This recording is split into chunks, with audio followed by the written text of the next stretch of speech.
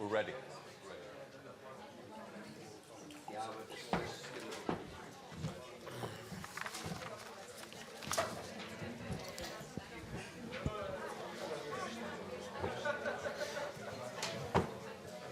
Maybe you can close the doors or something. So, dear friends, today's panel, Squaring the Circle, Migrants, Integration and Values, relates to the big challenge Europe is facing. But related to immigration, we are not going to speak today whether or not the EU-Turkey deal will hold, or what is the state of EU border control. We are going to discuss more about the long-term impact of migration and specifically about integrations and challenges related to that.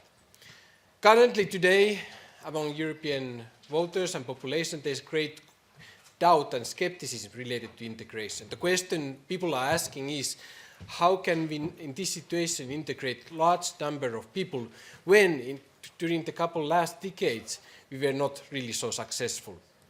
And secondly, even in those cases when the integration has been successful, what will happen now when the amount of the people has amplified or multiplied? That atmosphere has an impact, real impact, because integration on one side, it's about human relations, and as we know in human relations, the start is always very important, the first days, weeks and months. So obviously the current atmosphere is not much helping. One could also say that now the mainstream view is emerging very clearly if you look at many EU member states, saying that cultural diversity is for sure enriching European societies, but related to migration, we need to some kind of common value base. We need to build that base. So the question for the panel is how to do that, what are the policies, and in some cases, are we too late? Many times in this kind of conferences and debates on integration, immigration, you have, firing speeches about singling out some successes of integration and using as an example why integration can work and why migration can be a very good thing. Or contrary, underlined examples of failure for integration and again a proof as why migration is a risky thing for European societies. The picture is more complex. In fact, in every wave of migration, you have cases where you have people who come to Europe, they are convinced to succeed, they integrate, they contribute, and even in many cases more committed to the society and so-called natives. Then you have those who integrate, but with some struggle and challenges. And then you have those who do not integrate, who end up outside of the society and outside of the labor market. So you have you have both successes and failures in the same packet, and that makes the picture much more complex. And of course, society tries to make the best out of it. And also the one current debate ongoing in many member states is the question of what is the social contract, what is the new social contract between migrants and the society, and especially what is the responsibility of migrants or immigrants on integration, and what will happen, and what are the actions then when these responsibilities are not fulfilled. So we have a topic with a lot of questions. It's a heated topic, important topic. We have a great panel, and so we are looking forward for a very interesting debate. So I would like to thank you, audience, for coming. I would like to welcome you, and also thank already beforehand the panelists. But specifically, I want to thank HAC, Transatlantic Institute, for our cooperation. I think it's the first time when we are public together, so it's a great thing. And I would like to now give the floor to Daniel Schwammenthal, Director of the Institute. Daniel, the floor is yours. It's a great pleasure to welcome you also on behalf of the AJC Transatlantic Institute. When we first conceived of this program, we really wanted to focus very specifically on the issues of immigration and values, but then of course events happened, the terror attacks, which forced us to slightly modify the topic and the discussion today, and to look into much more detail also on the issue of concretely radical Islam and terrorism. I'm increasingly reminded when I look at the debate here in Europe of my high school days, when we read in Germany at the time, it was part of the core curriculum to read Biedermann und die Brandstifter, the play by Max Frisch, the Fire Raiders. And the central character of this play, Biedermann, the everyday man, is a very gullible man, easy to manipulate, and he reads in the newspapers about arsonists, and he doesn't believe it. And then these arsonists knock on his door. It's an absurdist play.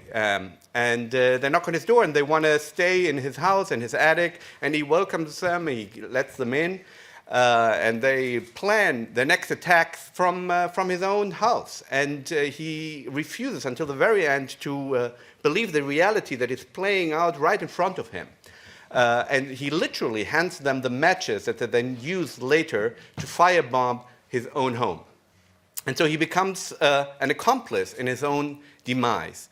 And this absurdist play, written after the war as a sort of metaphor for the rise of fascism and communism, really captures in many ways the debate or the lack thereof in Europe about, in the last few years, as a matter of fact, decades, about how to handle the immigration issue and how to address radicalization that is happening in parallel societies. And so what we are trying to do here today is to do away with the Biedermann approach, refusing to see reality. And the very first step to solve a problem is to acknowledge it and to recognize it in all its depth. And that can be the first step to find policy solutions. So I want to hand it over now to Roland Freudenstein, Deputy Director of the Wilfried Martens Center, and our excellent panel. Thank you very much. Thanks. Thank you, Daniel. Thank you, Tommy. And thank you for making the way to Brussels, in your case, for being on this panel. And I'd like to briefly introduce our panelists. Right next to me, Seyran Ateş from Berlin, born in Istanbul, lawyer, author, feminist, if I may make this triple step, and Muslim, right. Seyran Ateş has written a widely noticed book in 2009, Islam Needs a Sexual Revolution. And she's also usually under police protection, I may add, at least in Germany and Denmark recently. But we'll talk about that later on. Well, next to her, Saad Amrani, who is a chief commissioner of the Brussels Police Force. He is deputy director at the Direction of Interventions and Operational Support of the Bruxelles Capitale XL Police. And his specialty is crisis situations, and we're going to come to a crisis situation in 1 minute. But before that, I'd like to introduce Christian Krämer, on my right, at least geographically at the moment. Christian Krämer is Deputy Secretary General of the European People's Party, the center-right party in the European Union. And he specializes in political strategy, and he has spoken and written intensely in recent years on this, also on this question of integration and values. So, having said all this, let me address Saad Amrani with the first question. Coming back to what Daniel said about the Max Frisch play, have we been Biedermänner for too long here in Brussels? What went wrong in Molenbeek? Why does Molenbeek and youngsters from Molenbeek figure so prominently on all the terror attacks of Belgium and France of the last 2 years? Okay, complex question, but I'll try to speak very quickly, actually, to put forward as many arguments as I can, and then we will bounce back on them, later on, as you said. You just forgot to say that I was born in Morocco, and I have witnessed in my young days, a real multicultural society, whatever you want to call it, with different religions, and people living together in a peaceful fashion. And then, if I compare, the souvenirs of my youth, to what I've seen around here in Brussels, I'm still in shock today, and pretty angry to be honest. And we can get back into details about that. What happened in Molenbeek? Molenbeek is about what Monsieur Moureau, who was the mayor of Molenbeek, une expérience de laboratoire ou un laboratoire social. Okay, if I can translate that into English, it's a social lab. The experiment went sour. I don't know what he has mixed there. Actually, I do know, but it has, given the result that we all know. To answer your question with a little bit more details, I will relate that to my experience as a young police commissioner in the north of Brussels. I worked in the area of Bokstaal-Laken, for those who know that, okay? This is the area where the first fighters went to Syria, and this is the area where the Bakrawi brothers, who ended up, blowing themselves up in the airport, were living. I had the terrible honor to have known these folks when they were youngsters, okay? And then I met them when I was working with the general staff of the chief of police as on watch in 2010 when they attacked the police patrol with a Kalashnikov, and then they went to jail, and that's where they're radicalized and so forth. By the way, I still have pictures of that. So what went wrong clearly? Actually, it's about, I don't like the words integration, because if there are French people around in this room, they will talk about assimilation, and everybody has a different perception and understanding of integration, assimilation, and so forth. I would call it, to be a little bit more prudent, about diversity management. So nobody in Europe, I think, and I know Sweden as well. I'm really sorry that the Swedish journalist is not around here. Yeah, it didn't work, because I was married to a Swedish, and my children are half Swedish, and I've been to Sweden for 15 years, and I've seen Sweden going from the good old days where the model was fairly working well with the first immigrants that came, actually refugees that came from Iran. It was actually an intelligentsia, intelligent people, secular people, and so forth. So based on that, they started, volunteering to actually welcome thousands and thousands of people from all over the world, till the Prime Minister, Mr. Löfven, said, finally, I've been waiting for him to say that for 15 years, we have been too naive.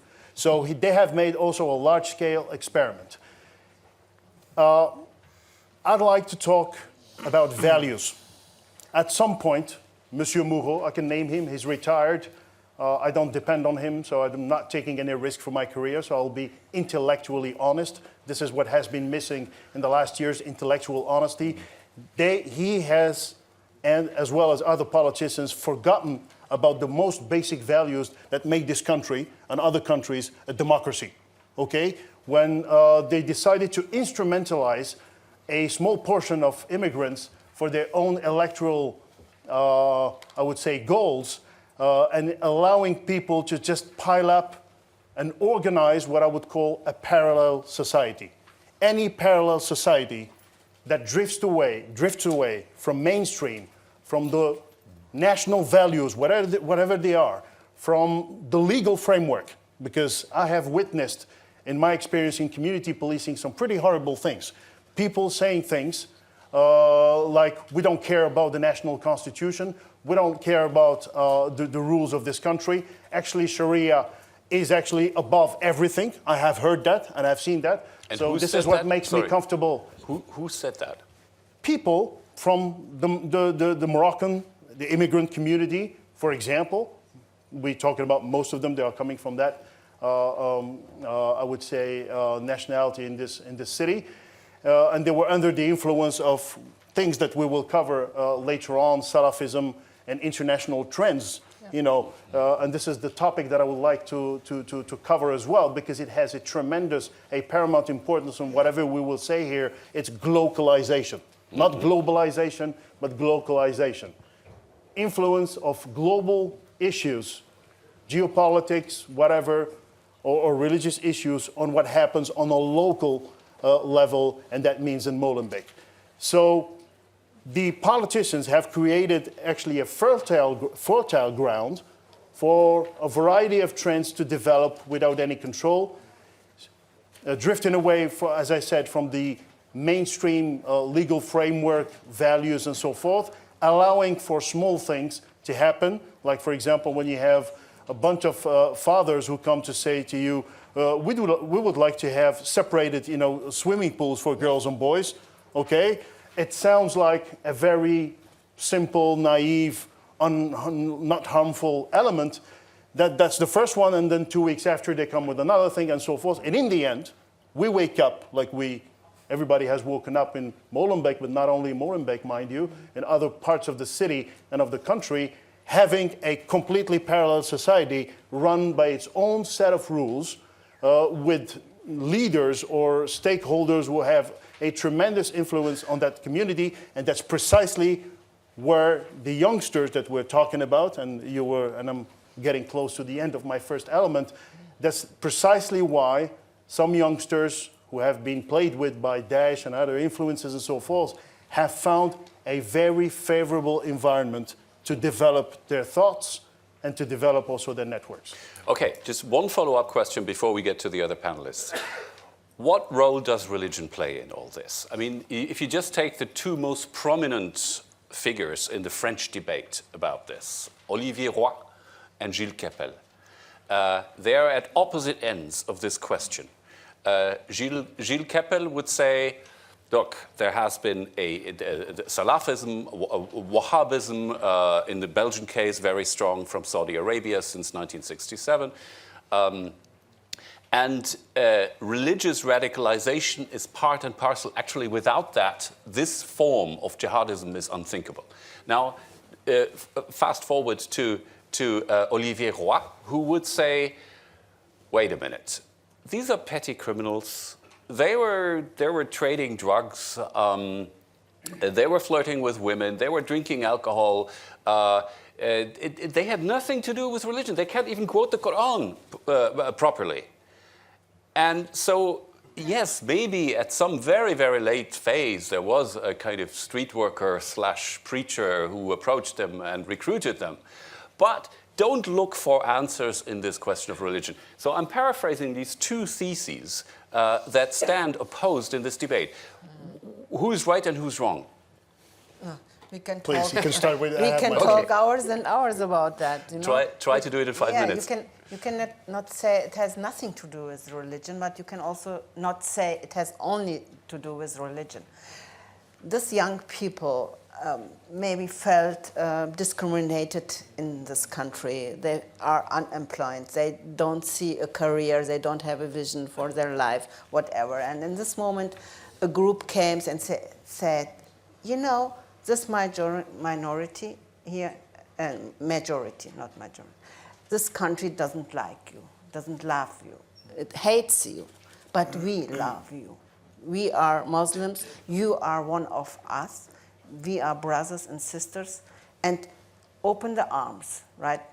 like that and said, come to us, we help you to get everything what you want. You can have money, you can have a position, a career, and you can also do something for your religion, because your religion is the best.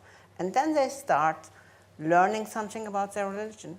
But what they learn is what the prayers in this mosque, or teach them in special ways. So in this point, it has something to do with religion, and it has also something to do with the culture of religion. We have from Morocco to Indonesia, and you can agree with that, we have so different kinds of Islam and so different kinds of views of our religion. So you cannot say it is the Islam. No, what I said, it's so big issue to say it has also nothing to do with religion, because most of them never prayed for, never feast, never go to a mosque before, never do anything of the five main points of Islam, you know. And they drink alcohol, as you said. They go out with not Muslim girls and have sex before marriage. They do all the things, and it seems like they live moderate. But they don't, because the tradition in their family is different. So they were taught in a traditional way of Islam, what they called Islam, not real Islam. So many people are right when they say, if they would be good Muslims, if they would be real Muslims, they would never take a Kalashnikov and kill people, because to kill one human means to kill all the humans. So. Right, but isn't there a long-standing tradition, at least in the 20th century, in radical Islam, which emphasizes this element of an armed struggle and even forms of terrorism, suicide bombings? Isn't that? Yeah, isn't there a bloodline, quite literally? Jihad is reality. We have people who are living for jihad. And it's a part of Islam. You cannot say it has nothing to do with the religion. Right. That's what we have in the 20th century. But it's not new. It's an old story. Just one more question, especially for you. Yeah. So Islam and women. I mean, I know, again, this is enough for another weekend seminar. But it's the same point. Yeah. All religions, also the point of Gewalt, of violence, I'm sorry. The same thing with violence. Violence and religion. You cannot say we have this problem only with Islam. We have the issue of violence in all religions, in all our books. All religion groups fight against the others when we look back in the centuries. So what is wrong with Islam nowadays? That's what we can talk about. What is wrong with... Tell me. Yeah, what is wrong? What's going on in Islam? What's different from Jewish people? Why they are not going and bomb our other people? What is wrong with Muslims?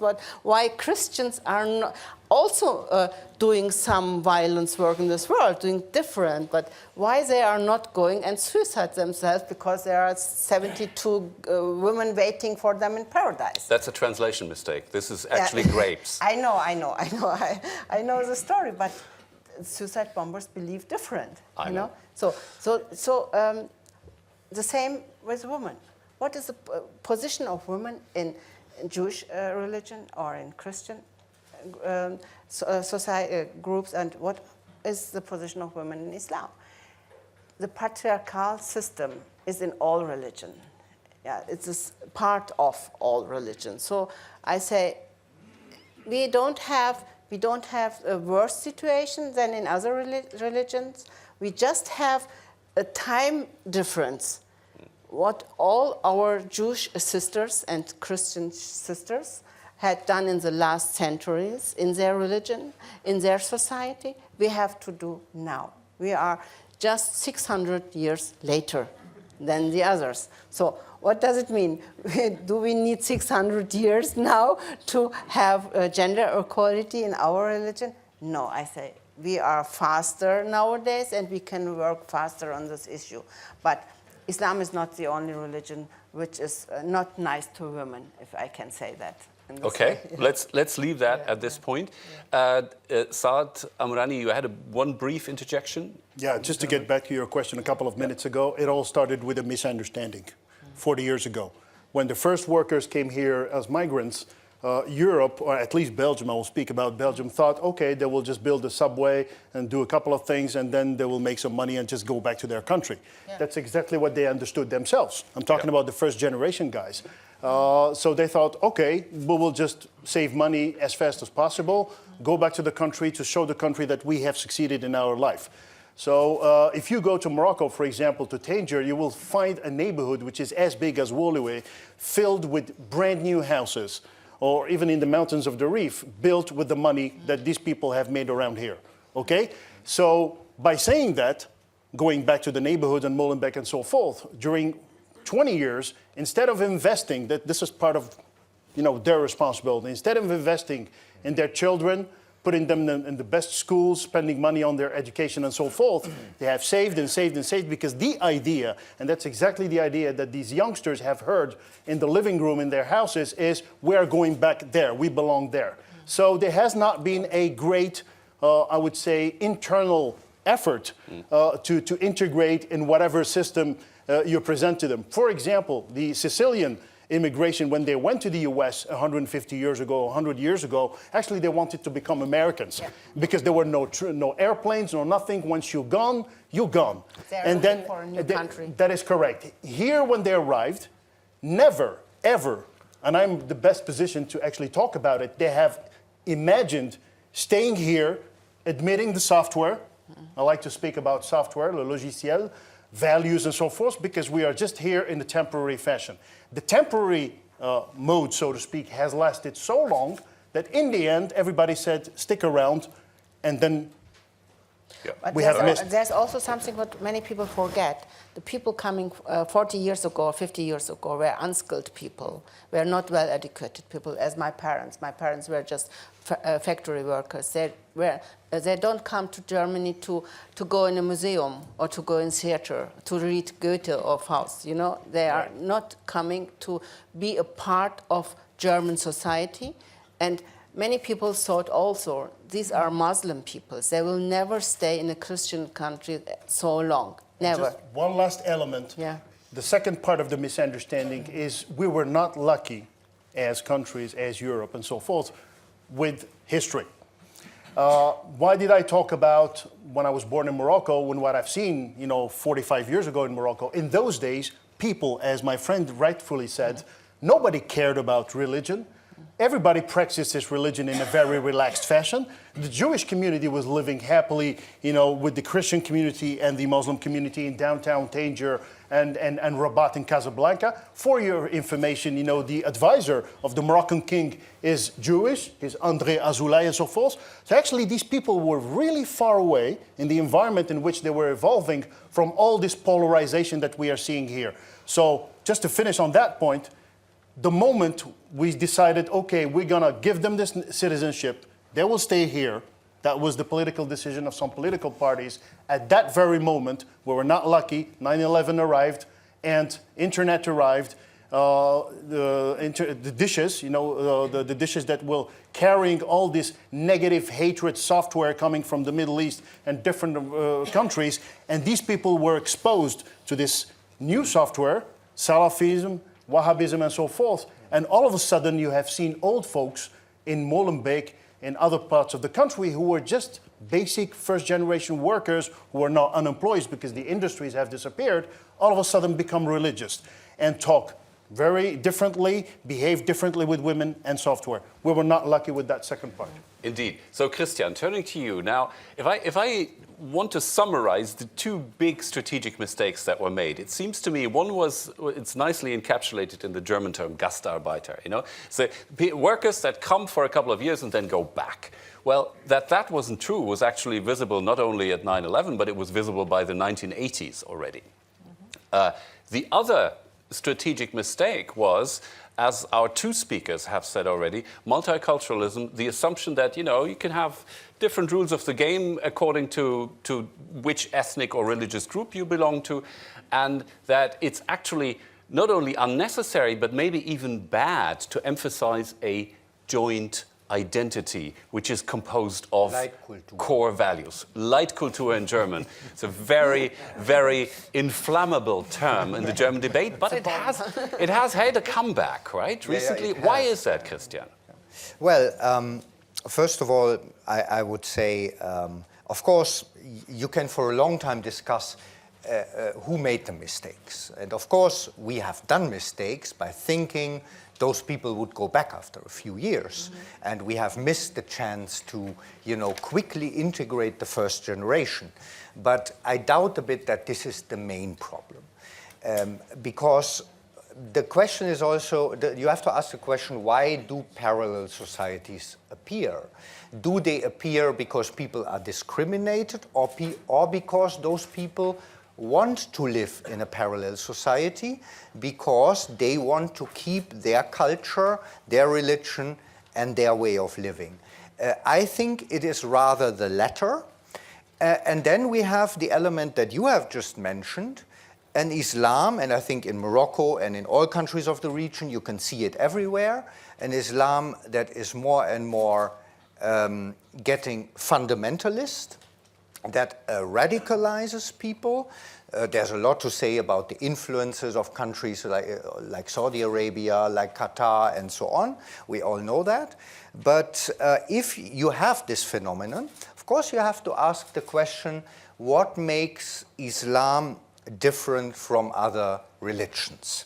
And I know this is a very difficult debate. By the way, I also realized this invitation was also a bit politically correct because Islam was not mentioned in the text. And of course, you can always, try to escape that debate and circle around it. But in the end, of course, you have to address, as you have said it, you have to address the problem and you have to go to the base of the problem.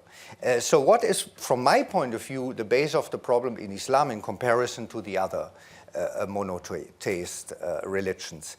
I think when you look again how Samuel Huntington described it in 1994, I think, in his book, Clash of Civilizations, he said the problem with Islam is not Islamic fundamentalism, but it is Islam itself because it divides the world into Muslims and unbelievers. And of course, also in the other religions, of course, everybody thinks he has the right religion, but if you read through the Quran, of course, the unbelievers are people of second class. And I think this is for a democratic society, with our background in Christian religion, that every human person has basically, the same value, this is, I think, a very problematic thing. And I think we see a lot of the consequences out of this. Then we have additionally also the problem, you quoted something from the Quran, but of course, according to all, Islamic scientists, that have an influence, you have the principle of abrogation. So, because you have so many contradictions in the Quran that the latter parts, have a higher value than the first, than the things that are in the beginning, in the Mecca period. And of course, the further you read through the Quran, the more violent it also gets. And that is, of course, also a fundamental problem. I think, and of course, you are having a more and more intensive debate also now how to reform the religion and how to come to an understanding of Islam that is compatible with the values of a democratic society. But it will be a very tough fight because I don't see that you will have a mainstream in Islam developing that says, yes, we have to interpret the texts, so the Quran and the Hadith, in its historical context. And that is, of course, the main difference with the Bible. The Bible, nobody is taking the Bible word by word, whereas in Islam, almost all Muslims say, and that is true also if you look on opinion polls, in immigrant populations, where around 70–80% say there's only one interpretation of You the Quran. also had your reforms in Christianity and Of course. Judaism. I don't see there were no problems. I don't say there were no problems. Huh? Some 100 years ago, Europe was not in a different situation. So I would like to say, see it in this point. On one side, we have a religion, and we have to reform the Islam for sure. And I'm working in personal in this point. How do you do that? I do that. Especially nowadays with my new project. I will run a moderate liberal mosque in Berlin, because I said if we always just talk and criticize people doing something wrong with our religion, so what are we doing against that? It's not enough to criticize. It's not enough to point out what they did wrong. We have to put something against that for the young people, for the community, for our Ummah. So after I was member of the German Islam Conference from 2006 till 2009, and after many discussions and talks with Mr. Schäuble, our interior minister in this time, when he asked me, who are the person singing like you? Who are the other persons like you? I cannot work with just one person or one person once. As a politician, as a government, I need the organization. So I need also the moderate Muslims as organization. And I thought about that in this time a lot. And the last years I worked on this project, and I hope next year I will open with some people this kind of moderate mosque where we can teach the contemporary Islam and discuss and talk about Euro-Islam, especially because Islam is also tradition. That's what I said before. It's also what we put in culture and tradition in our religion, what kind of tradition. So that's what I'm doing for this one. But what I want to say to him, it's on one side the religion, what we had to work on it, and on the other side it's a political system, democracy. So how we can bring that together? I mean, sometimes there's a misunderstanding in point of Islam. Everybody wants to have Islam as a political system, as a democratic system. Open the book and read like in our constitution. It's not possible. You cannot open the Bible and read like in our constitution, and you will not find it's not similar. You know, you can also find many things in Bible or in Torah what is not compatible with our democracy. So we have to try. We have to do this work. The Muslims has to do the work. The moderate Muslims has to do our work. But you, as so-called Western countries, also has the responsibility. What he called, was my friend called here, what you did with parallel society and looking on this development just very naive, like, oh, it's okay if a culture is living to the next culture. People are living in freedom. If you leave them alone with their tradition, we have no right to discuss or criticize their tradition, even when it's against our values. So now we come to the point of the values. Are the values of Muslims really so different than the values of Christians and Jews? And when it comes to this point, when we really start the deep discussion about values in being human, being religious, being a believer, I'm sure we will also in this room come to the point that we agree absolutely in our values. But what is the problem to bring all these ground values in a society where we can also live together as different religious groups? History can teach us a lot. Yeah. I'm passionate about history, and I think some solutions can be found if we go back a few hundred years ago. If you go back a few hundred years ago, and if you have watched, for example, the movie of Umberto Eco, The Name of the Rose, you would see that Inquisition, for example, has been a pretty horrible thing, to experience. Yeah. If you go back to history as well, you will see crusades, you will see a lot of things, a lot of moments of violence. If you go back to Andalusia, the south of Spain, that was the period where the Muslim Empire was living. It was brilliant. If you're honest enough, for a variety of things, there were interesting things happening. At least people from a different belief were accepted up to a certain level. There are always problems, within each society, but there are elements for which we can say, okay, there is a possibility for people living together and sharing pretty much the same software. That's the first thing. The second thing is one of the mistakes, so going back to my point I made earlier about misunderstandings, political parties have at a certain moment started to, in order to manage this Muslim community, to refer to the imams, the local imams, not actually asking themselves the question whether these folks are actually a valuable stakeholder and partner to solve problems with or not. Yeah. So they didn't look after equality, so to speak. So they gave the floor to some pretty backwards, conservative, I would say even Islamo-fascist kind of folks. In those days, and I just finished on that, in those days, nobody really imagined or envisaged the evolution that we have experienced recently. And instead of investing in mainstream, like my friend next to me, or normal people who can be role models, positive stakeholders, secular immigrants and so forth, to help actually create this, not Islam in Europe, but Islam of Europe, for example, of Europe. So the of is a difference. The questions. This is the investment they have made for the last 20 years, roughly. And they got the wrong partners to build up whatever we all around this table here in this room agree about, a moderate religion that actually can be compatible with a set of basic suckle of values, the most important values. Because in each country it's different.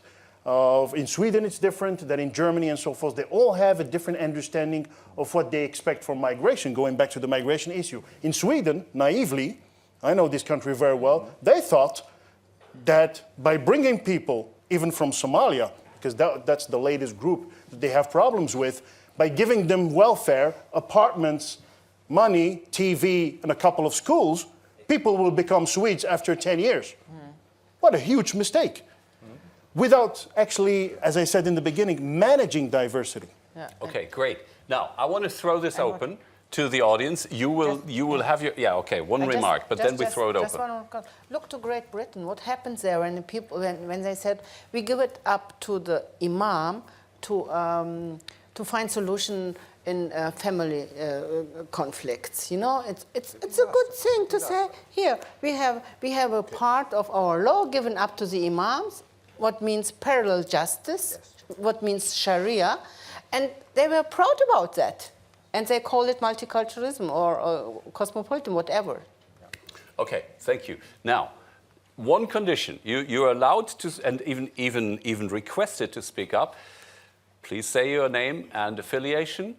And one condition, make one constructive proposal. It can affect religion, it can affect education, it can affect anti-discrimination policies, whatever. But I would like to hear one constructive proposal from each one of you who will take the floor. And the gentleman in the second row, right here.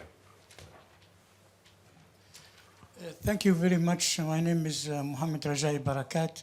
I am what we call in French, immigré scientifique. I arrived here. My origins, my father is a refugee, and I came here to Brussels so as to study, and I stayed in Belgium. I think I am well integrated. I want to ask Mr. Amrani, do you consider yourself as an integrated person?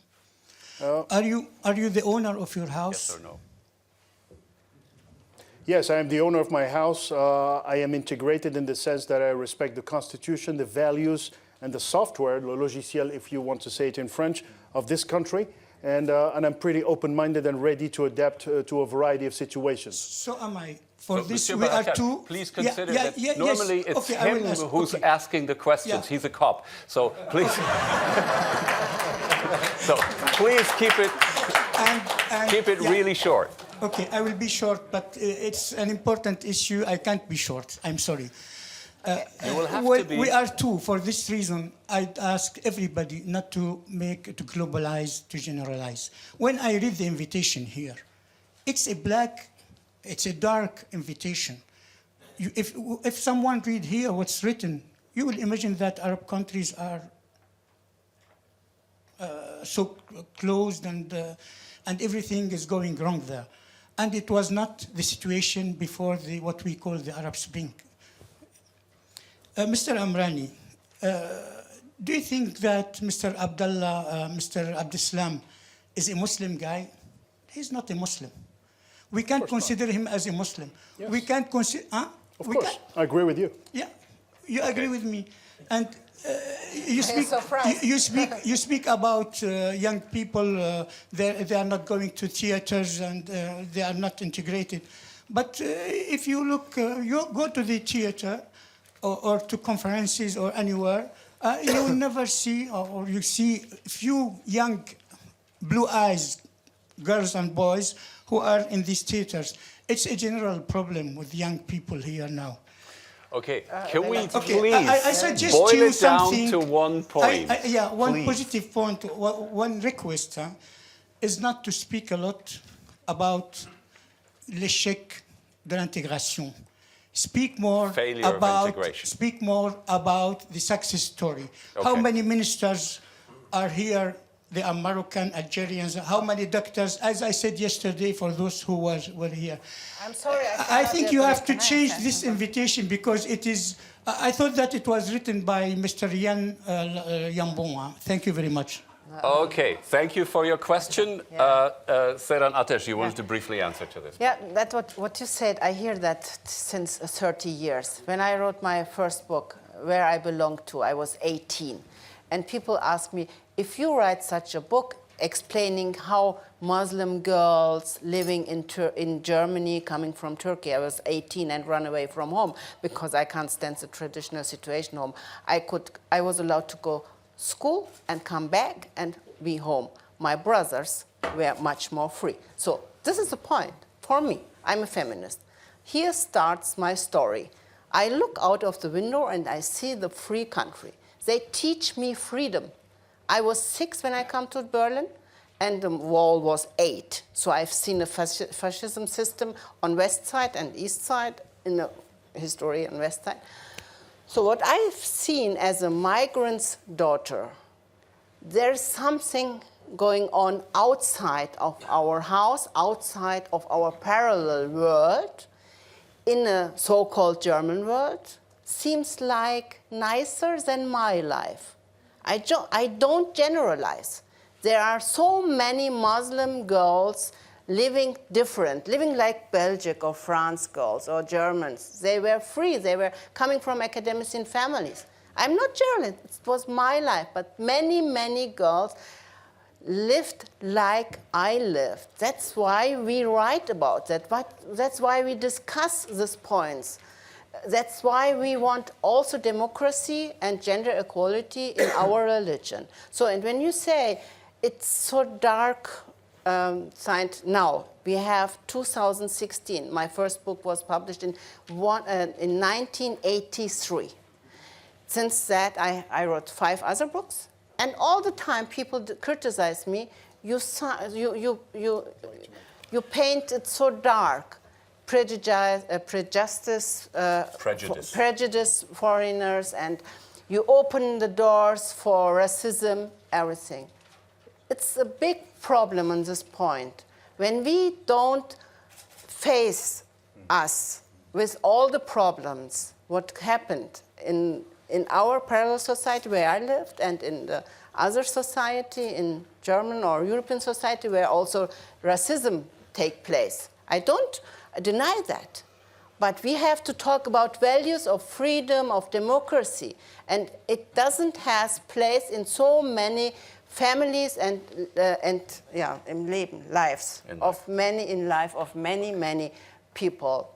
So I cannot agree with you to sign up always looking for successful stories. Yes, I'm a lawyer. I'm coming from a poor family from Istanbul. Now I'm a lawyer and an author. I'm a successful person. you can say. You're No. famous in Germany. And I'm so famous. I got so many awards. Oh my God. Yeah, I'm absolutely famous. Okay, now, But I'm under police protection because people want to kill me. They try to kill me. And why? They shot me in my neck in Berlin. Islamic people. Graue Wölfe. Grey Wolves, Grey it's a Wolves. Turkish radical They nationalist shot me organization. in my neck. I was 21. Why? Because I was working as a student in a women's Beratungsstelle, not Advisory shelter, council. advisory council. We helped women fighting against violence, domestic violence, whatever. So I'm fighting against forced marriage. I get so many death threats. Death threats. Because I do that.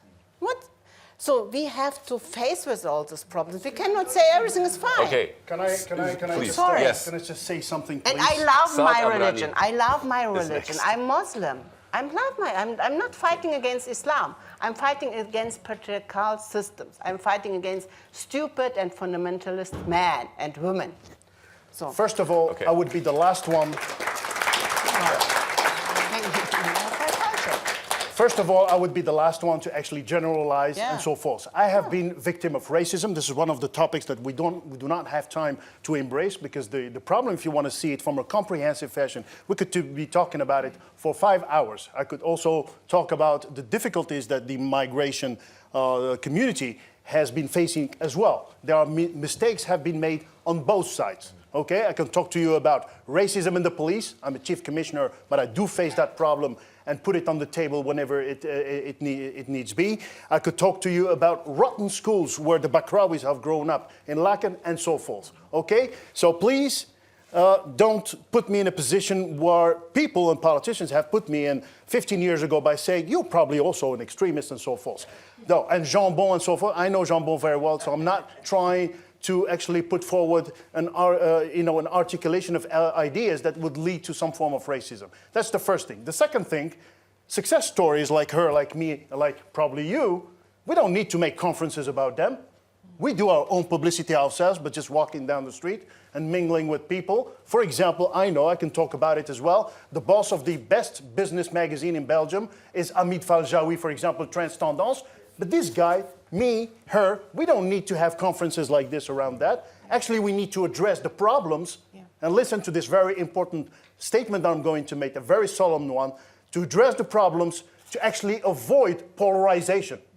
Because today, and this is, I'm really sorry to say, and you know it better than I do, there is huge racism in Europe. There is huge failure of communication, of vivre ensemble, of living together between people and so forth. So by just saying, okay, let's talk about success stories, don't talk about problems because you want to generalize, nobody has put figures like Jean-Bon. I'm not saying it's 50%, 60% of failure, or 70%. It's extremely difficult to actually calculate that.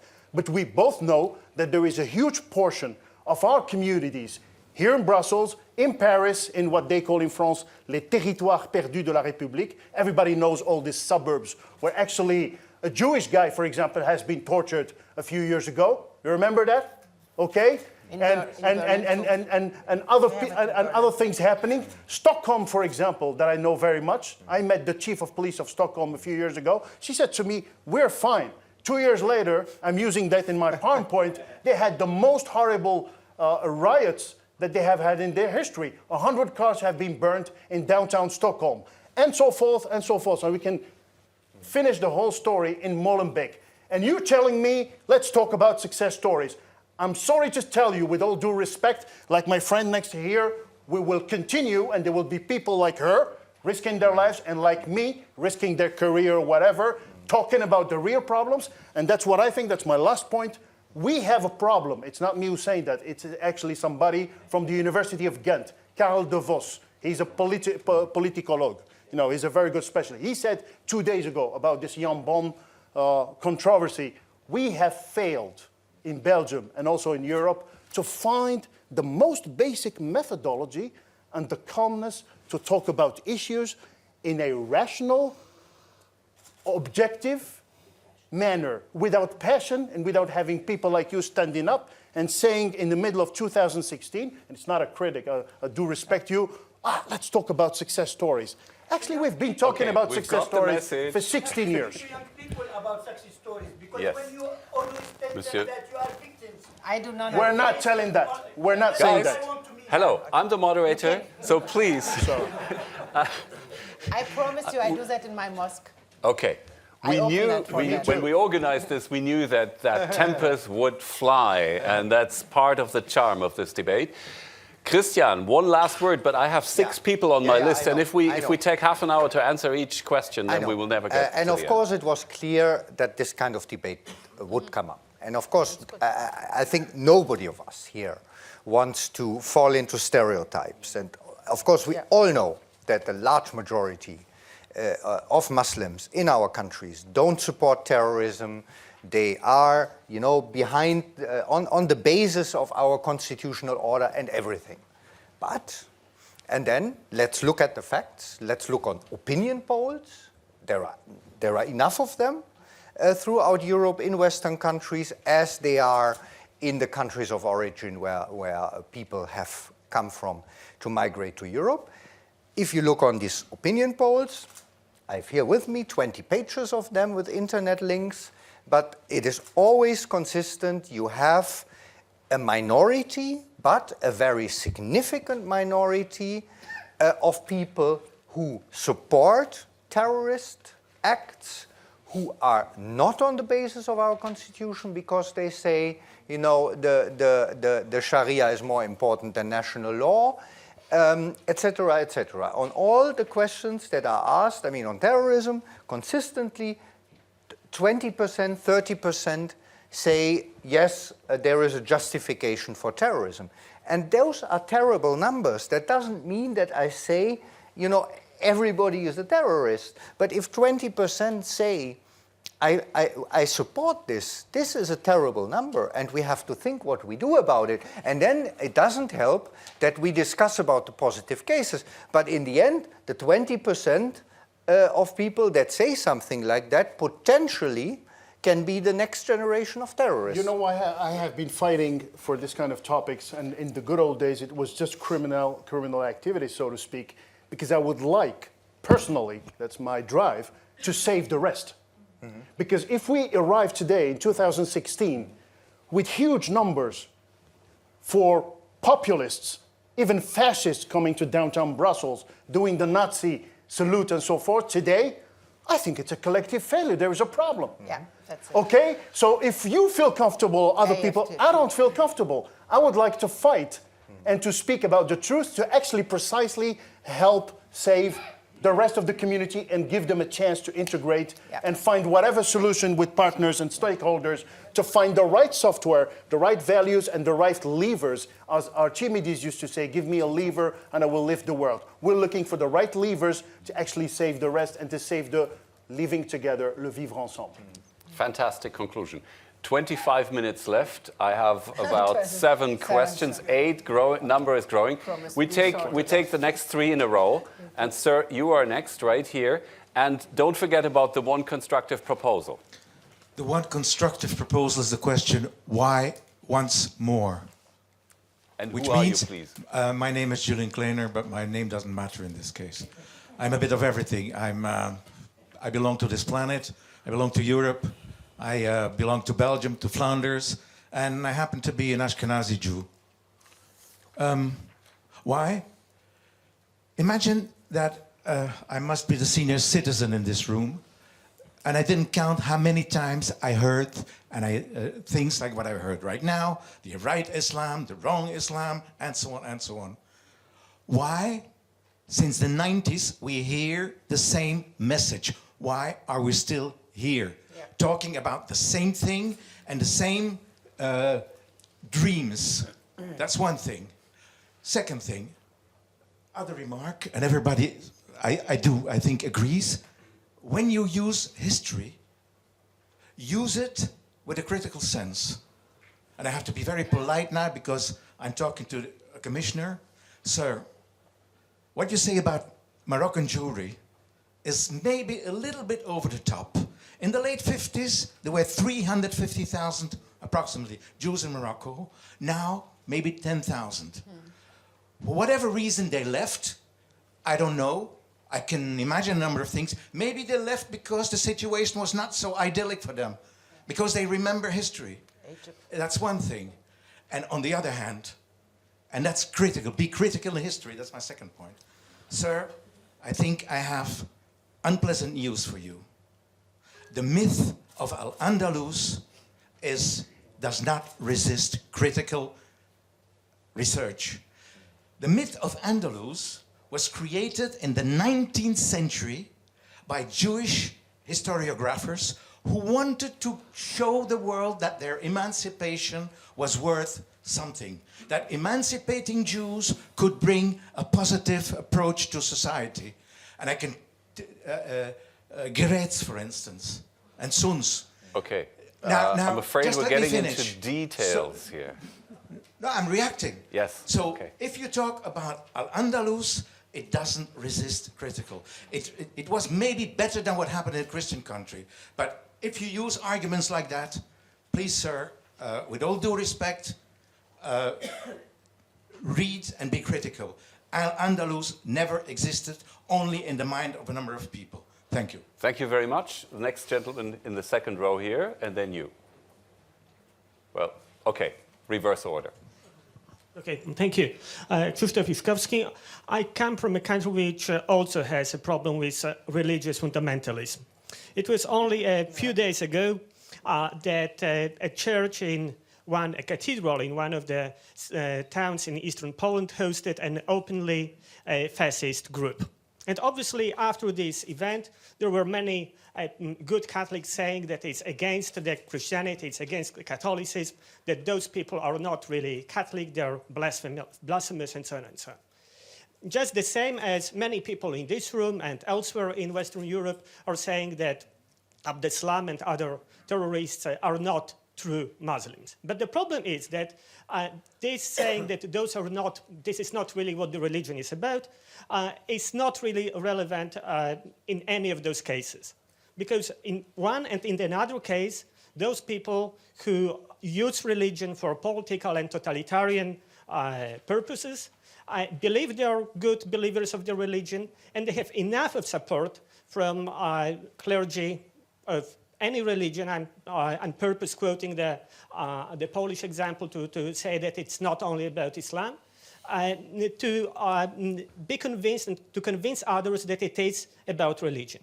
And my constructive remark is, the constructive is to face it and be rational about it. Because if religion is used in those terms, then it means that we should be more critical of allowing for religious rationales to influence the way we enforce policies, to put it shortly. Thank you. Okay, thanks very much. Gentleman next to you. I'll be very brief. My name is András László. I was born in Budapest, in Hungary, but I was raised in Belgium, and I consider myself not only a European, but a galactic citizen. If we see the terror attacks in Paris 1 year ago, 3.5 million people came onto the street and say, "I'm Charlie." Now nobody wants to come and is allowed to come on the street because the threat and the fear is so much ingrained in the mindset of the people. So what you said, sir, is very right. You should address the root cause, and instead of blaming people and pinpointing and etc., empathy, love, etc., harmony should be the values, because we are all together on this planet, aren't we? Thank you very much. We continue, and because we have so many questions. Now, there is a gentleman all the way in the back, very, very far in the back. Yep. That's it. Hi, so my name is Usman, and I'm a student and studying in London. And so I've heard quite a lot over here being talked about what's going wrong. But there's a country just a few hundred miles away from here, Israel. If you ever go over there, you see that more and more Muslims living in Israel are going to the universities, graduating as PhD scholars, rather than just dropping out. Whereas in Europe it's vice versa. You know, they are leaving schools, they are now going to universities, they are just, you know, dropping out, and they are becoming fundamentalists. Over there, you know, the Muslims are in Supreme Courts, parliaments, doctors, judges, you know, in media, you know, as actors, and even the first Miss Universe was, you know, is a Muslim lady, you know, one of the first Muslim Miss Universe, I think so, was from Israel, and all this within 60 years. Whereas in Europe, you know, we say that it's progress and progressivism, all we hear a lot, but nothing's happening. Over here, we are still debating about these things, you know. We're not addressing the root causes of the problem. Why the students are dropping out, why they are not having these sorts of debates. And I read that we were discussing anti-Semitism, but it's not been discussed. And if there's something happening in Israel, we see a lot of anti-Semitism rising within Europe. And, you know, I don't understand what are the causes for it. You know, if even the most liberal Muslims, they just, you know, want to avoid it, they just turn into most fundamentalist Muslims when it comes to Israel. You know, what liberalism is just... I think we've gotten the message. So, right. So discuss anti-Semitism and maybe look at the Israeli example? Yeah, that more and more Muslims over there are graduating from universities as PhD scholars. And thanks very much. There are many more people. There are many more people who want to ask questions. There's one right behind you. And then the lady in the fourth row here. And then the gentleman in the third here in the middle. Yes. And the other. I'm Mikołaj Szkliwanski, and I'm from the press. Well, there is a proposal. It will be very important to make some kind of dialogue, not only for us are here, but among the communities, the Muslim communities, more and more. I'm living here since 48 years, and I'm a witness what you said of the Moroccan integration, how it happened. So I remember how it was. However, I have a question to the lady. What do you think about the new arrivals from Syria and Iraq to Germany and to the other parts? Do you think that the politic of the Visegrad Four, so the four Eastern European countries, they are rejecting completely the immigrants? Is it good for Europe or not? So I will be short, so it is enough. Thank you. Thank you very much. I think there was, the lady here in the middle. That's right. Yeah, hi. Tori Stewart is my name, and it's sort of, I'm following from the previous question. I'm coming from a country that is EU member, but one of those countries who has refused to take immigrants. I'm from Estonia, and we have been heavily criticized about this. Well, there's two things I want to say. Perhaps what you just said, well, gentlemen from police said we don't have methodology. First of all, we haven't actually defined our problem, and we don't have methodology to solve this problem. Another thing is, in Estonia, we observe very cautiously how our own extremists are actually growing stronger and stronger. It's very scary what is happening in those small Eastern European countries. And we don't know why it is leading. I very much understand what you said about Sweden. I'm very well connected to Norway, for example. Exactly the same thing. So our public doesn't understand why Europe doesn't close borders until we solve it out. We have defined our problem, and we have found this methodology. Everyone is screaming, well, do something. We haven't solved, anti-Semitism. We haven't solved this and this and this. So, perhaps question for all of you: what about? Well, I know I'm also involved in politics. I know it's impossible. Just a thought: if we would close the problems, sit down. It's like a family fight. When you're fighting with your wife, well, they normally say, sit down, look at each other, think about things. I don't know if it works or not, but perhaps. And also, perhaps your... Madam, there are many, many more Yes, people who want to but, ask questions. And can I have a constructive proposal from you? Yes, proposal to comment on these countries who are not accepting immigrants. Okay, thank Yeah. you very much. Now, the gentleman in the third row, you in the back. Good afternoon, or good evening it is even. My name is Boudewijn Wijnands, a Blue Book Trinity Commission. Of course, I'm speaking on my own behalf here. I'm from the Netherlands, probably like Sweden, one of the most progressive countries who believed very much into the multiculturalism ideas. However, I've also had very fortunately had the chance of living a lot abroad in the Middle East, in countries like Saudi Arabia, in countries like Indonesia, and furthermore. And what always strikes me that I would like to focus much more on the political debate of it, political Islam. And that I don't understand where it is moderate Islam. I cannot find examples in the real political world where those are. Countries like Jordan, Lebanon, big minority Christians and more than that. But even Indonesia, Turkey, which were always the success stories, that is also changing very much. So my question is the following, which actually binds together with the concrete proposal. That all the minorities of terrorism, these extremist fundamentalists, they all come from Salafism, Wahhabism.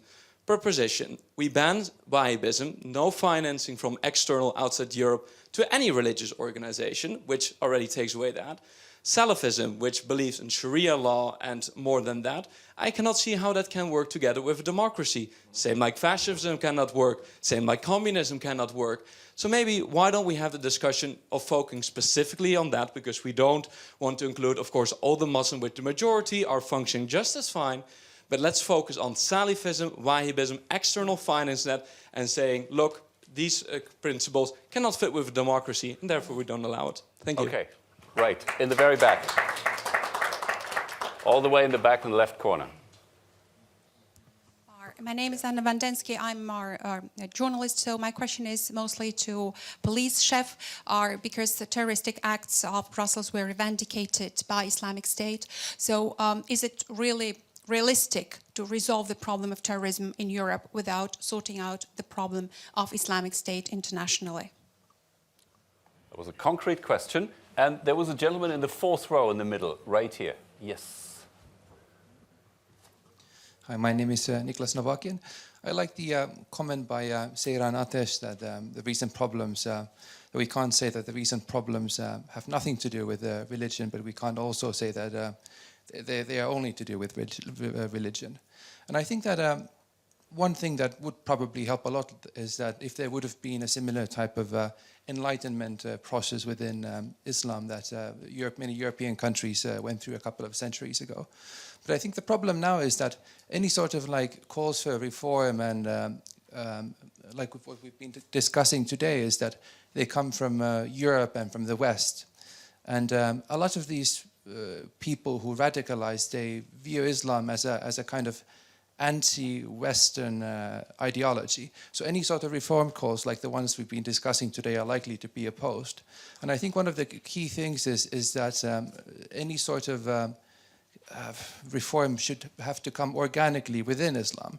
And my question to you is that how can Islam reform go through this kind of enlightenment process without it appearing as something that would be imposed on them by the West? Very pertinent question. The gentleman here in the middle with a tie. Thank you very much, Hans Christian John, Move on Europe. I would like to come right to the proposal, if I may say. So you often can hear, and it was also said like this, I think, in the introductory words, we have failed in integrating people. And I'm afraid this is maybe not the right approach. I have a lot of respect for people who go to another place, especially if the cultural environment is very different, and it is very difficult to integrate there. But it has to be done by the individual, I think. We only can help to people to integrate, but the real effort, and it's a huge effort, has to be done by the people themselves. And I think we should be more precise in the wording in order not to confuse things even more. Thank you. Thank you very much. And we had one more about this direction. Yes, all the way in the back. Thank you. My name is Ildiko Folle from the Antar Stiftung.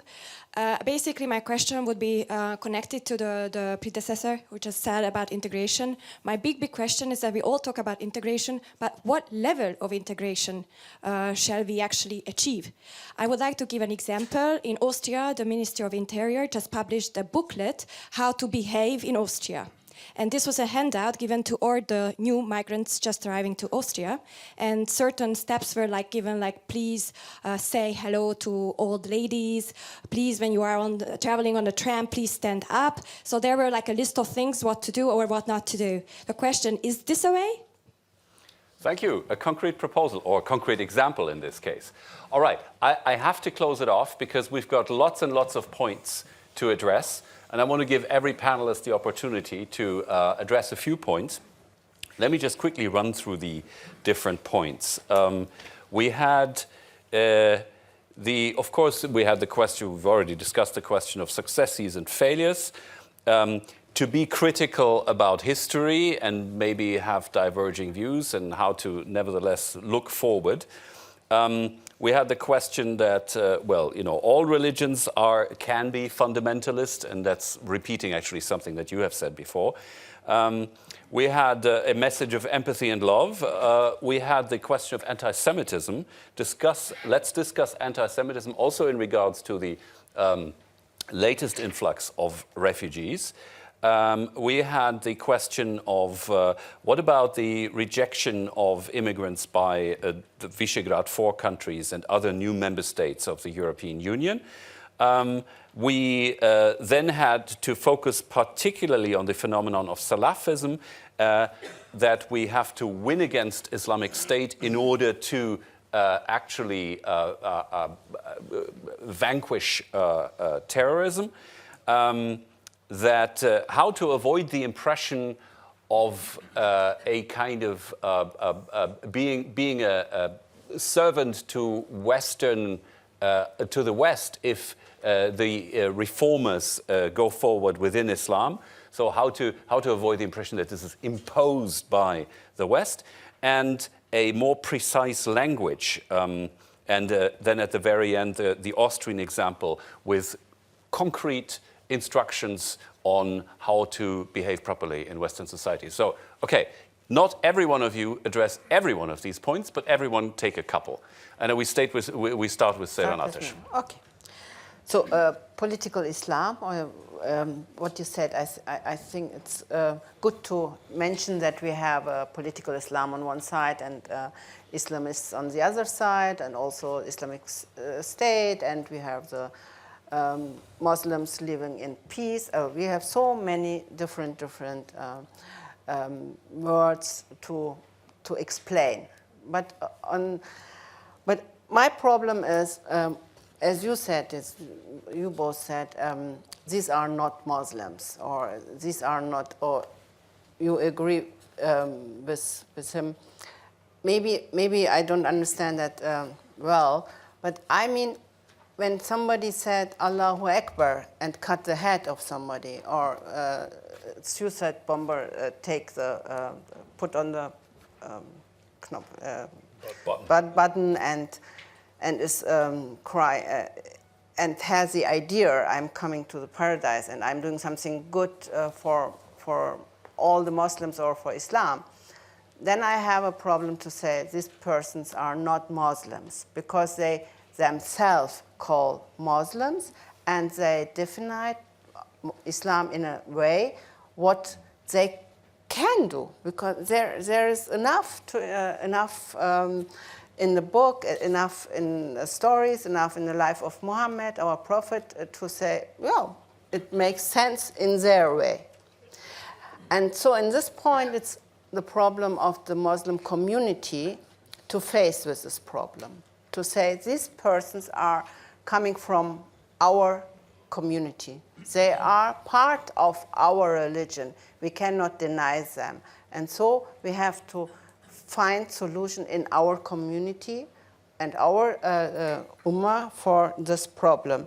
So I never agree with people who always say also the leaders of mosques, and you too, yeah, the leaders of mosques who always say, the imams, they used to say, it has nothing to do with Islam, so I'm not in the position to protect or to go on the street and demonstrate against them. We are in the position, Muslims are in the position to face themselves with the problem of political Islam, how it can happen, more than the others has to do. Because these are our kids, these are our friends, or coming from our families. So, and the refugees, the question of refugees was the next. When we had a problem in the history, we had a problem since we have problems since 50 years with guest workers and migrants. Why we should have now less problems? Why should it be now easier when we have more now? More in a very short time and coming with more problems because they were not used to live in their countries in a political system, what we call democracy. They are coming from traditional areas, traditional families. That doesn't mean I don't want them here. I don't want them, I want close the borders, whatever.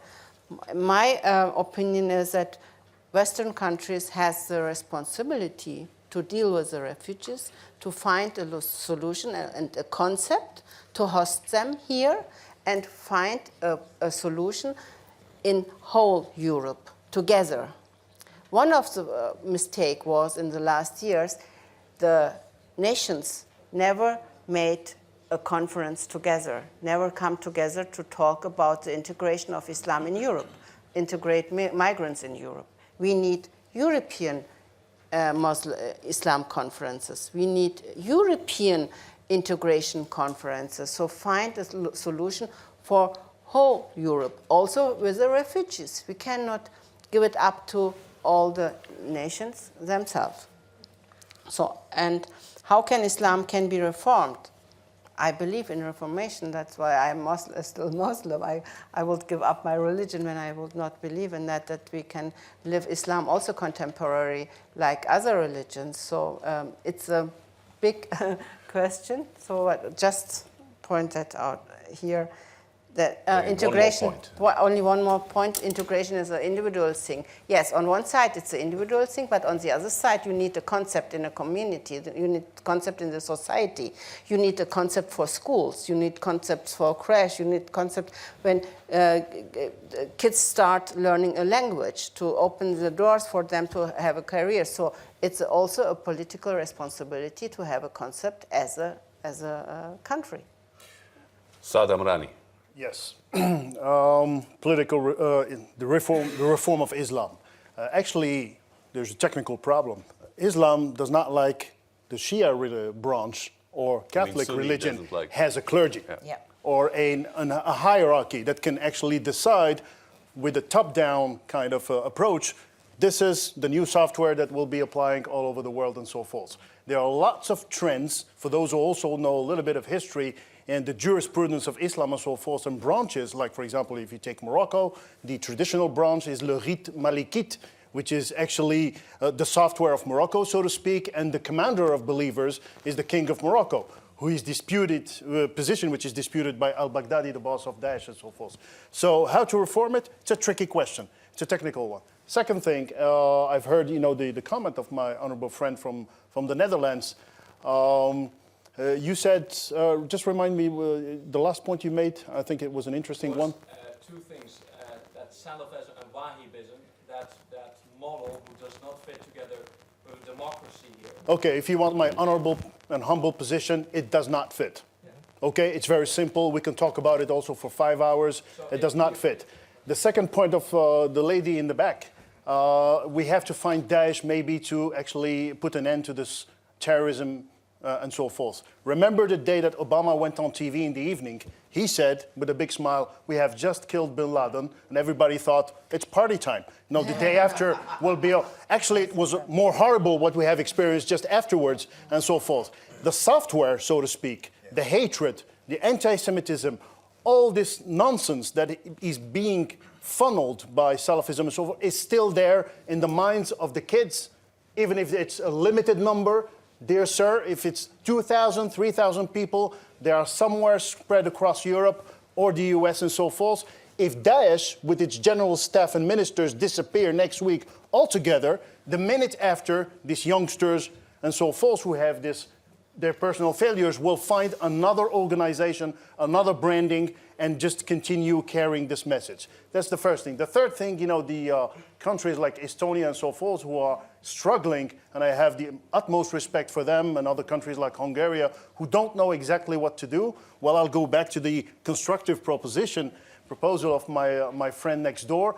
I think if we find the calmness and the way to find the right methodology to actually name the problems and develop that and articulate that methodology, I think Europe as a whole, your EU institutions and the countries should find a way of summing up the best practices, the things that have worked out, but also the don'ts, the things that have failed, and actually come up with a vision.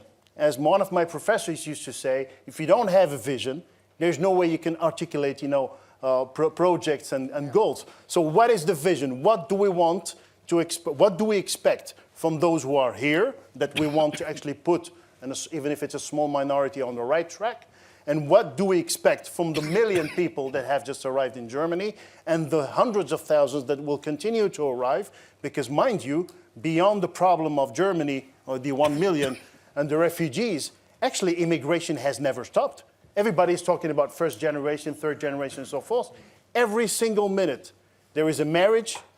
There are people, because of this closed approach of the society, who are going back to the mountains or their small villages, bringing a husband and bringing a wife. And as I used to say when I was working in the north of Brussels, every time you bring back somebody who doesn't speak the language, has never been to school, carries these values, these old-fashioned values with him, it goes back to point zero, to the starting point. I remember, for example, a guy, just to give you a very concrete example, in the north of Brussels, who went in the north of Morocco in the mountains, brought a woman, and he locked her up in his house. She didn't have the right to go to the supermarket, to go shopping and so forth. So you don't need to have a degree in psychology or pedagogy or whatever to understand that the kids that will be raised in this environment will actually be suffering from some form of, diminishing elements or actually negative environment to actually grow up as good citizens and so forth. And just very important element, the Bakrawis and all those folks, actually they were looking, as one of my friends from a group of demonstrators, en quête de sens, looking for a meaning and a position in society. For that reason, their parents, but also the society, the governments, police, I speak for my institution, we have all committed mistakes. If we were to talk about, I grew up as well, when I was 16, 17 in Schaerbeek, I used to be stopped every 2 hours, by the gendarmerie in the good old days, with a machine gun, an Uzi gun in my tummy, and so forth. I was just looking to buy, because I was a student, buy a pack of cigarettes or buy some bread, and they were stopping me, calling me names, and so forth. I was strong enough to actually go beyond this and study and make a career and be a chief commissioner today. Fine, success story, I'm happy. But actually I'm thinking about those who didn't make it, those who were not strong enough, those who didn't have parents to support them, those who were not lucky. And the last element, very important one, also an accident of history, and then I will answer to Mr. Klein's question. Accident of history, 9/11, Salafism, whatever. Now we have the financial crisis. All governments, and they are represented around here, do have a lack of means today. What has worked in Belgium, for example, and other countries for the last 20 years, is that there was money to actually fund welfare programs, housing, giving money to people, basically, and it has kept them cool, even if they didn't have jobs and perspectives. Now, we don't even have that money. So who is going to, as one politician finally said after 15 years, who is going to actually mitigate the risk of this social bomb? That is my worry also as a police officer. Great. Okay, Christian, two important aspects here. One is the economy, the labor market. I mean, what role can those policies play? And why does America have so relatively few parallel societies in comparison to Europe? That's one thing. And the other thing is anti-Semitism. Is it a particular problem of Muslim immigrants, or is it just a general phenomenon? No, I think that and what can we do? Of course, you have Chinatown in New York. You have other, if you want, parallel societies, but those are not the parallel societies in the sense that we are discussing them now, that have a completely different set of values. And you have just described the situation with a woman locked up and the influence that has on the family. Of course, in these parallel societies, they are very often, correct me if I'm wrong, because you know them better than me, but I think they are very often reigned by a culture of fear. There is a kind of suppression by the head of the family. There is very high social control by the whole community. And I think one consequence out of, such a situation is aggression, that especially young people at some point, they are controlled, they are, treated badly by their fathers, and at some point there is aggression, and that aggression is unloading somewhere. And I think the other thing, and there we are also with the labor market and so on, I think in such a parallel society, you cannot have creativity. And I think we also have to ask ourselves, if we look around the Middle East, and I have to say, I go quite often to Israel. Why is this such a prospering country and all the rest is in shatters? There has to be a reason for that. And I think it has much more to do with the mindset of people behind, and of a culture, that in a culture where people are not allowed to ask questions, where things have to be accepted as they have been told to you since you were a little child. I think that is not something, you have to emancipate yourself, and some people can do that, but a large part of the people cannot do that, or when they do it, it is maybe too late because they have missed, the opportunity for a career in school or in university and so on, and then it's too late because they are maybe 20, 25 years old, and they have nothing. So that is, of course, we have to, do more to integrate people into the labor market. I think we also have to stop from the start the segregation that we have allowed by, for example, permitting parents that their girls don't go to swimming classes or sports classes. Ahmad Mansour calls that racism, because we are not giving the same chance to those girls that all the other girls have. And I think he's right with that.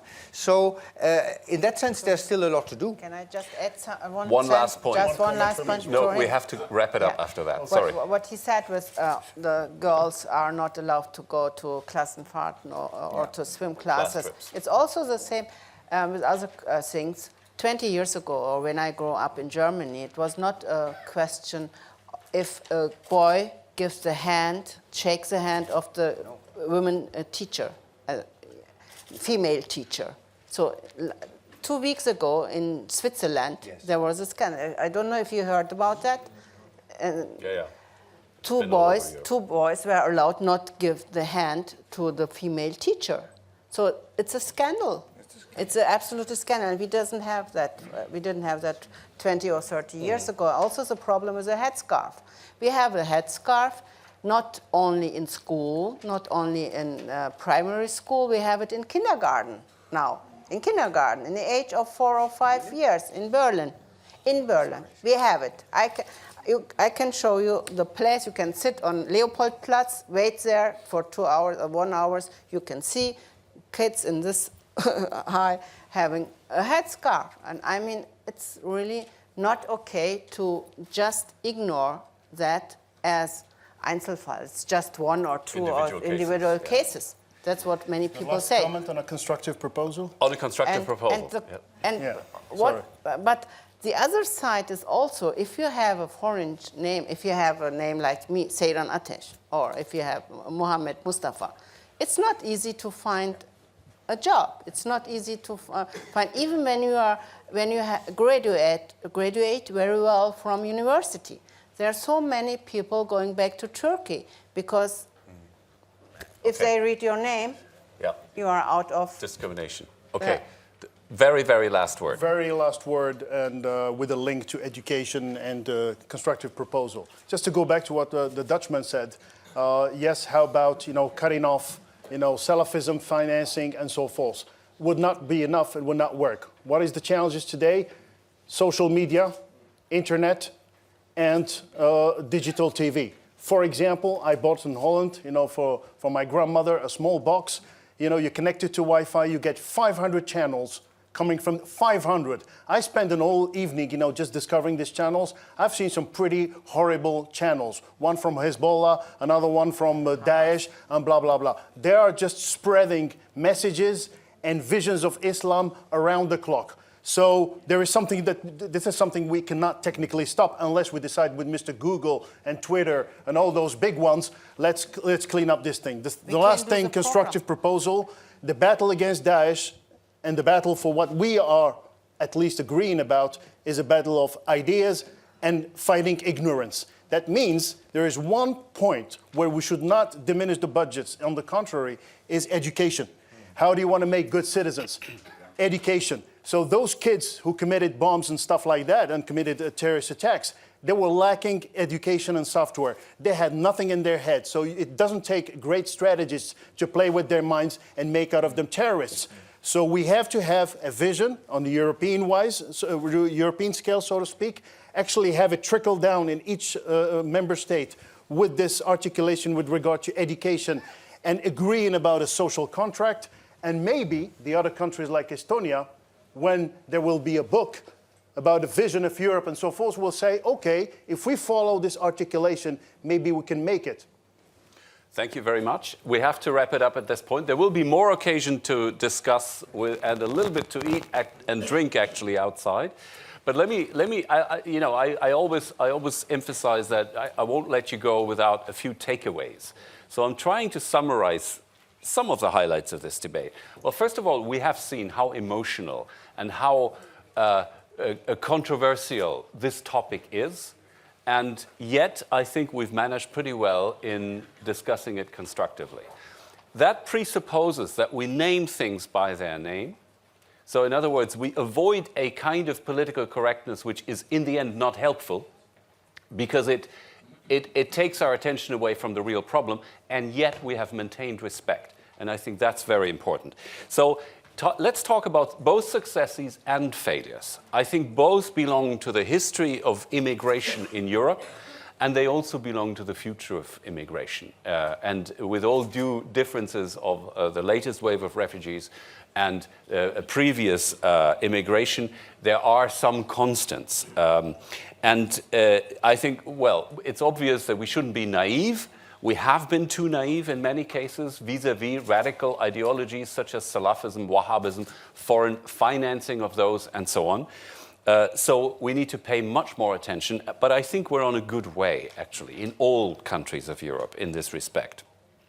We need to fight discrimination. We need to facilitate access to the labor market. We need to work on education. All these are decisive factors. And here we come to the Islam question now. Clearly, there is a need for a reformed Islam in Europe. Call it Euro-Islam, whatever. But it's first and foremost a task for Muslims themselves. The others in society, governments, the fellow citizens, they can be more or less helpful. And they should try to be more helpful. But ultimately, this is the responsibility of Muslims themselves. And this is the last point. This very effort of trying to modernize Islam has to do, it actually starts and ends with individual freedom. It starts and ends with the core rights that are enshrined in our democratic constitutions. And that is where the compatibility has to be strengthened, because the compatibility is there. We have to work on it. So on that happy note, thank you so much for discussing with us. Thanks to our panelists.